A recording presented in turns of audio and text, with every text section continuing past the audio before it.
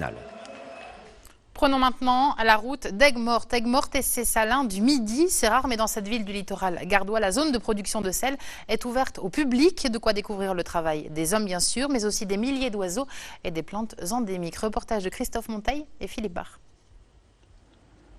Là, c'est la période où il y a les flamants roses. Donc c'est vrai que quand ils sont tout petits, ils sont bien gris. Puis après, au fur et à mesure, ils vont devenir presque blancs et noirs.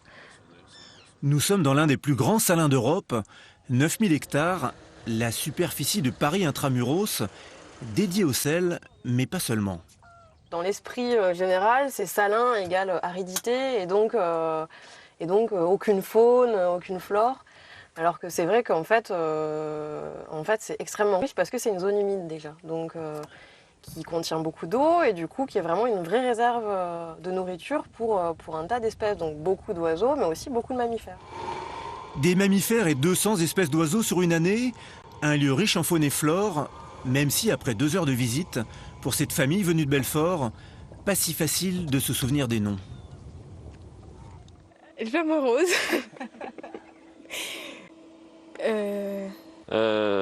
On a vu des avocettes élégantes, si je ne me trompe pas, c'est ça. C'était magnifique. Différentes variétés de chevaliers, guignettes, gambettes. Voilà, donc énormément d'oiseaux dans un cadre exceptionnel. On trouve aussi des gravelots et chasses pies de mer. Et côté plantes, salicornes, saladelles et pins d'Alep se partagent ce monde du silence terrestre. C'est fabuleux, un endroit où en même temps on a une fabrique industrielle, il y a des milliers de tonnes de sel qui sortent et qui respectent la nature, qui en gardent l'harmonie et l'équilibre. Je trouve que ça c'est fabuleux. Cette réserve naturelle est le 5e site industriel le plus visité de France. Et depuis cette année, pour préserver son calme, les visiteurs se déplacent en véhicule électrique et en VTT. Mettons maintenant le cap